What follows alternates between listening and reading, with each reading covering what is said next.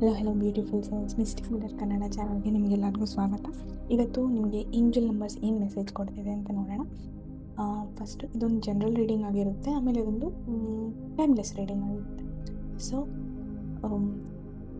ಏನು ನಂಬರ್ ಇದೆ ಅಂತ ನೋಡೋಣ. Get grounded, 2 7 818. So these are the numbers. ಇದೆಲ್ಲ ನಂಬರ್ಸ್ ಇದೆ ನೋಡಿ. ಸೊ ಫಸ್ಟ್ ನಂಬರ್ ನೋಡ 5555. ಸೊ ಇದು ನಿಮಗೆ ರೀಸೆಂಟಾಗಿ ರಿಪೀಟೆಡ್ಲಿ ನಿಮ್ಗೆ ಕಾಣಿಸ್ತಾ ಇದೆ ಅಂತ ಹೇಳಿದ್ರೆ ಇದ್ರ ಮೀನಿಂಗ್ ಏನಂದರೆ ಗೆಟ್ ಗ್ರೌಂಡೆಡ್ ಅಂತ ಹೇಳಿದರೆ ನಿಮ್ಮ ಲೈಫಲ್ಲಿ ಲೈಕ್ ಏನು ಹೇಳ್ಬೋದು, ತುಂಬ ಸಿಚುವೇಶನ್ಸ್ ಬಂದು ನಿಮ್ಗೆ ಹೆಂಗಾಗ್ಬಿಟ್ಟಿದೆ ಅಂತ ಹೇಳಿದ್ರೆ ಲೈಕ್ ಬದುಕೋದನ್ನೇ ಲೈಫ್ನೇ ನೀವು ಏನು ಮಾಡಿದ್ದೀರಾ, ಎಕ್ಸ್ಪೀರಿಯೆನ್ಸ್ ಮಾಡೋದನ್ನೇ ಬಿಟ್ಬಿಟ್ಟಿದ್ದೀರಾ. ಓಕೆ, ಓವರ್ ವರ್ಕ್ ಆಗಿರ್ಬೋದು, ಅಥವಾ ಟೆನ್ಷನ್ ಆಗಿರ್ಬೋದು, ಮನೆ ಕಟ್ಟಾಗಿಲ್ಲ, ಅಥವಾ ಬಿಸ್ನೆಸ್ ನಡೀತಿಲ್ಲ, ವರ್ಕ್ ಮ್ಯಾಟ್ರಲ್ಲಾಗಿರ್ಬೋದು, ಟಾಕ್ಸಿಕ್ ರಿಲೇಷನ್ಶಿಪ್ಪಲ್ಲಾಗಿರ್ಬೋದು, ಫ್ರೆಂಡ್ಶಿಪ್ಪಲ್ಲಿ, ಫ್ಯಾಮಿಲಿ ಮ್ಯಾಟರ್ಸ್, ಯಾರು ರೆಸ್ಪೆಕ್ಟ್ ಮಾಡ್ತಿಲ್ಲ ಅನ್ನೋದಾದರೂ ಇರ್ಬೋದು. ಸೊ ಇದರಲ್ಲಿ ಏನು ಅಂತ ಹೇಳಿದ್ರೆ ಏಂಜಲ್ಸ್ ನಿಮ್ಗೆ ಏನು ಹೇಳ್ತಿದ್ದಾರೆ ಅಂದರೆ ಓವರ್ ವರ್ಕಿಂಗ್ ಯಾವುದೇ ರೀತಿಯಲ್ಲಿ ಆಗಿರ್ಬೋದು. ಏಂಜಲ್ಸ್ ನಿಮ್ಗೆ ಏನು ಮೆಸೇಜ್ ಕೊಡ್ತಾ ಇದ್ದಾರೆ ಅಂತ ಹೇಳಿದ್ರೆ, ಫಸ್ಟು ನಿಮ್ಮ ಪ್ರಿಯಾರಿಟಿ ಏನು ಅಂತ ನೋಡ್ಕೊಳ್ಳಿ. ಅಂದರೆ ಫಸ್ಟ್ ಎಲ್ರದ್ದು ಪ್ರಯಾರಿಟಿ ಸೆಲ್ಫ್ ಆಗಿರಬೇಕು. ಓಕೆನಾ? ಇವಾಗ ಸಿಂಪಲ್ಲಾಗಿ ತೊಗೊಂಡೋಗಕ್ಕೆ ನೋಡಿ, ತೀರಾ ಓವರ್ ಬರ್ಡನ್ ತೊಗೊಂಡು ನೀವು ಯಾರಿಗೂ ಏನೂ ಪ್ರೂವ್ ಮಾಡೋಕ್ಕಿಲ್ಲ ಅನ್ನೋದನ್ನ ಇದು ತೋರಿಸ್ತಾ ಇದೆ. ಆಮೇಲೆ ಏನು ಅಂತ ಹೇಳಿದ್ರೆ, ನಿಮಗೋಸ್ಕರ ನೀವು ಟೈಮ್ ಕೊಡೋದ್ರಲ್ಲಿ ಇವಾಗ ನಾವು ಲೈಫಲ್ಲಿ ಏನು ಮಾಡ್ತೀವಿ ಅಂತ ಹೇಳಿದ್ರೆ, ನಾವು ಒಂದು ಸ್ವಲ್ಪ ರೆಸ್ಟ್ ತೊಗೊಂಡ್ರೆ ಓಕೆ ಟೈಮ್ ವೇಸ್ಟ್ ಆಗೋಯಿತು, ಅಥವಾ ಮೆಡಿಟೇಷನ್ ಮಾಡಬೇಕು, ಟೈಮ್ ಇಲ್ಲ, ಟೈಮ್ ವೇಸ್ಟ್ ಆಗುತ್ತೆ. ಅಲ್ಲಿ ನೀವು ನಿಮಗೋಸ್ಕರ ನೀವು ಟೈಮ್ ಕೊಡೋದನ್ನ ಟೈಮ್ ವೇಸ್ಟ್ ಅಂತ ಅಂದ್ಕೊಂಡ್ರೆ ಯಾವಾಗಲೂ ಲೈಕ್ ನೀವು ರೆಸ್ಟ್ ತೊಗೊಳೋದನ್ನೇ ನೀವು ಇಷ್ಟಪಡದೆ ಹೋಗ್ಬಿಡ್ತೀರ. ಸೊ ಸ್ವಲ್ಪ ಹೊತ್ತು ನಿಮಗೋಸ್ಕರ ನೀವು ಟೈಮ್ ಕೊಡಿ. ಇಟ್ಸ್ ಓಕೆ, ವರ್ಕ್ ಎಲ್ಲದೂ ಅದ್ರ ಪಾಡಿಗೆ ನಡೆಯುತ್ತೆ. ಬಟ್ ಹಾಗಂತ ಹೇಳಿಬಿಟ್ಟು ವರ್ಕೇ ಮಾಡದೇ ಇರಬೇಕಾ ಮ್ಯಾಮ್ ಅಂತ ನೀವು ಕೇಳಿದ್ರೆ ಹಂಗೆ ಹೇಳ್ತಿಲ್ಲ. ನಿಮಗೋಸ್ಕರ ಒಂದು 10 ಮಿನಿಟ್ಸ್ ನಿಮಗೋಸ್ಕರ ಟೈಮ್ ಕೊಡಿ ಅನ್ನೋದನ್ನ ಏಂಜಲ್ ನಿಮಗೆ ನೀಟಾಗಿ ತೋರಿಸ್ತಿದ್ದಾರೆ. ಸೊ ನೀವು ಹೆಂಗಿದ್ರು ಲೈಫ್ ಗೋಸ್ ಆನ್ ಅಲ್ವಾ, ನೀವು ಟೆನ್ಷನ್ ಮಾಡಿಕೊಂಡ್ರೂ ಮುಂದೆ ಹೋಗುತ್ತೆ. ಬಟ್ ಹ್ಯಾಪಿಗೆ ತೊಗೊಂಡೋದ್ರೆ ಇಟ್ಸ್ ಬೆಸ್ಟ್ ಫಾರ್ ನಿಮ್ಮ ಸರೌಂಡಿಂಗಿಗೂ ಬೆಸ್ಟ್ ಆಗಿರುತ್ತೆ, ನಿಮ್ಮ ವರ್ಕಿಗೂ ಬೆಸ್ಟ್ ಆಗಿರುತ್ತೆ, ನೀವು ಹ್ಯಾಪಿಯಾಗಿಯೇ ಇರ್ತೀರಾ ಅನ್ನೋದನ್ನ ತೋರಿಸ್ತಿದ್ದಾರೆ. ಸ್ಟಿಕ್ ಟು ಇಟ್ ಅಂದರೆ ನಿಮ್ಮ ಲೈಫಲ್ಲಿ ಒಂದು ಬಿಗ್ ಟ್ರಾನ್ಸ್ಫಾರ್ಮೇಷನ್ ಆಗಿದೆ. ಅದರಲ್ಲೇನು ಅಂತ ಹೇಳಿದ್ರೆ, ಫಾರ್ ಎಕ್ಸಾಂಪಲ್ ರಿಲೇಷನ್ಶಿಪ್ಪಲ್ಲಾಗಿರ್ಬೋದು, ಅಥವಾ ಬಿಸ್ನೆಸ್ ವರ್ಕ್ ವಿಷಯದಲ್ಲಿ ಇರ್ಬೋದು, ನೀವು ಆಲ್ರೆಡಿ ತುಂಬಾ ವರ್ಕ್ ಮಾಡಿದ್ದೀರಾ. ಬಟ್ ಇವಾಗ ನಿಮಗೆ ಏನು ಅನಿಸ್ತಿದೆ ಅಂತ ಹೇಳಿದ್ರೆ, ಓಕೆ ಇಷ್ಟು ಮಾಡಿದ್ದೀನಿ, ನನಗೇನು ರಿಸಲ್ಟ್ ಕೊಡ್ತಿಲ್ಲ ಇದರಿಂದ, ಓಕೆ ನಾನೇನು ಮಾಡಿದ್ರು ರಿಸಲ್ಟ್ ಕೊಡ್ತಿಲ್ಲ ಅಂತ ಮೈಂಡಿಗೆ ಬರ್ತಿದೆ. ಸೊ ಮೈಂಡಿಗೆ ಬಂದಿದ್ದ ತಕ್ಷಣ ನೀವು ಬ್ಯಾಕ್ಔಟ್ ಮಾಡಬೇಡಿ. ರಿಸಲ್ಟ್ ಬರೋ ಟೈಮ್ ಬರ್ತಿದೆ. ನಿಮ್ಮ ಎಫರ್ಟ್ಸಿಗೆ ಕನ್ಸಿಸ್ಟೆಂಟಾಗಿ ನೀವು ಏನು ಎಫರ್ಟ್ನ ಹಾಕಿದ್ದೀರ ಅದಕ್ಕೆ ರಿಸಲ್ಟ್ ಬಂದೇ ಬರುತ್ತೆ. ಸೊ ಅದ್ರ ಮೇಲೆ ಫೋಕಸ್ ಮಾಡಿ. ಅದು ಬಿಟ್ಟು ಏನೂ ಆಗ್ತಿಲ್ವಲ್ಲ,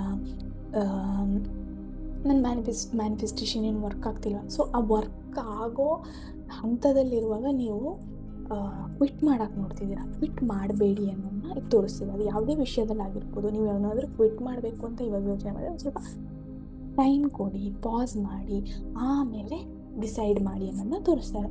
ಸೋಲ್ ಪರ್ಪಸ್. Okay, nice. ಇದೊಂದು ಏನಂತ ಹೇಳಿದ್ರೆ, ನಿಮ್ಗೊಂದು ಡಿವೈನ್ ಗೈಡೆನ್ಸ್ ನಿಮ್ಮ ಲೈಫಲ್ಲಿ ಇರ್ಬೋದು. ನೀವು ಎಕ್ಸ್ಪೀರಿಯೆನ್ಸ್ ಮಾಡಿದ್ದೀರಾ ಇಲ್ವಾ ಅಂತ ಗೊತ್ತಿಲ್ಲ, ನನಗಂತೂ ತುಂಬಾ ಎಕ್ಸ್ಪೀರಿಯೆನ್ಸ್ ಆಗಿದೆ.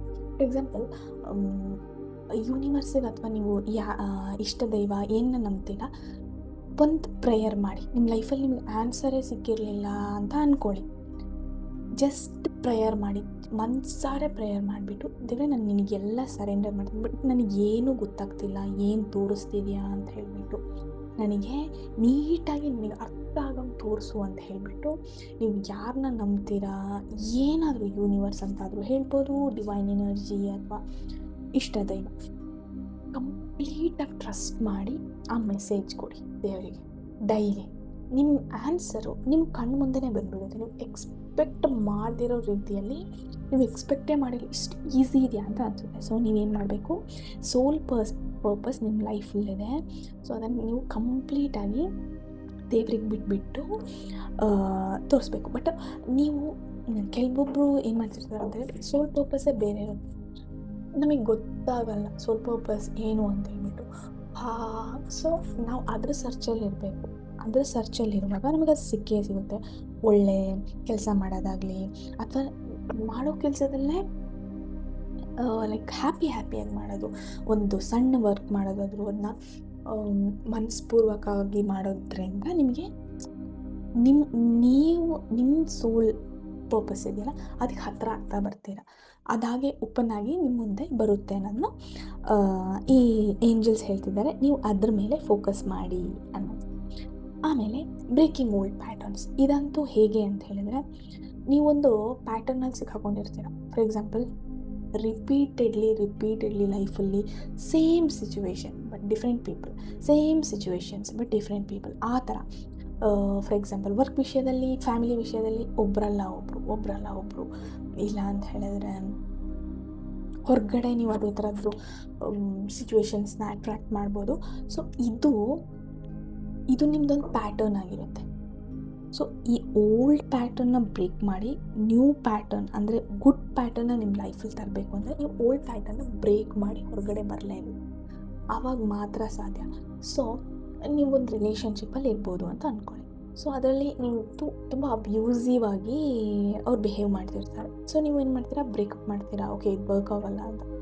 ಬಟ್ ಆ ಪ್ಯಾಟರ್ನ್ ಅಲ್ಲೇ ಉಳ್ಕೊಂಡಿರುತ್ತೆ. ಆವಾಗ ಏನು ಮಾಡ್ತೀರಾ, ನೆಕ್ಸ್ಟ್ ರಿಲೇಷನ್ಶಿಪ್ಪಿಗೆ ಹೋಗ್ತೀರಾ. ಅಲ್ಲೂ ಸೇಮ್ ಪ್ಯಾಟರ್ನ್. ಬಟ್ ನೀವು ಯಾವ ಥರ ಕಂಪೇರ್, ಬಟ್ ಫಿಸಿಕಲ್ ಅಬ್ಯೂಸ್ ಇಲ್ವಲ್ಲ ಅಂತ. ಬಟ್ ಇಲ್ಲಿ ಮೆಂಟಲ್ ಅಬ್ಯೂಸ್ ಇರುತ್ತೆ. ಪೀಪಲ್ ಚೇಂಜ್ ಇದ್ದಾರೆ, ಬಟ್ ನೀವೇನು ಮಾಡ್ತೀರಾ, ಕಂಪೇರ್ ಮಾಡ್ಕೊತೀರಾ, ಅದಕ್ಕಿಂತ ಬೆಟರ್ ಇದೆ.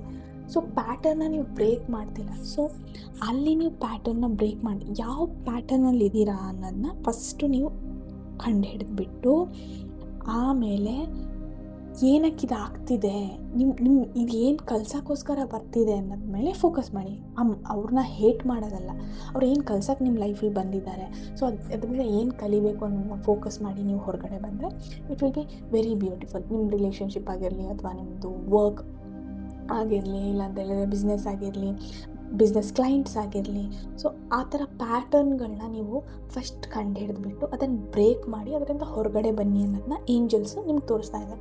ಇವಾಗ ಎಲ್ಲರಿಗೂ ಒಂದು ಪ್ಯಾಟರ್ನ್ ಅಂತ ಇದ್ದೇ ಇರುತ್ತೆ. ನೀವು ಕೂತ್ಕೊಂಡು ಯೋಚನೆ ಮಾಡಬೇಕಾಗುತ್ತೆ ಯಾವ ಪ್ಯಾಟರ್ನ್ ಹೆಂಗೆ ಬ್ರೇಕ್ ಮಾಡೋದು ಅಂತ. ಸೊ ಇದೆಲ್ಲ ಇವತ್ತಿನ message. Thank you so much. ಇದು ಕನೆಕ್ಟ್ ಆದರೆ ನೀವು ಯಾವ ನಂಬರ್ ನಿಮಗೆ ಕನೆಕ್ಟ್ ಆಯಿತು ಅನ್ನೋದನ್ನ ಕಮೆಂಟಲ್ಲಿ ತಿಳಿಸಿ.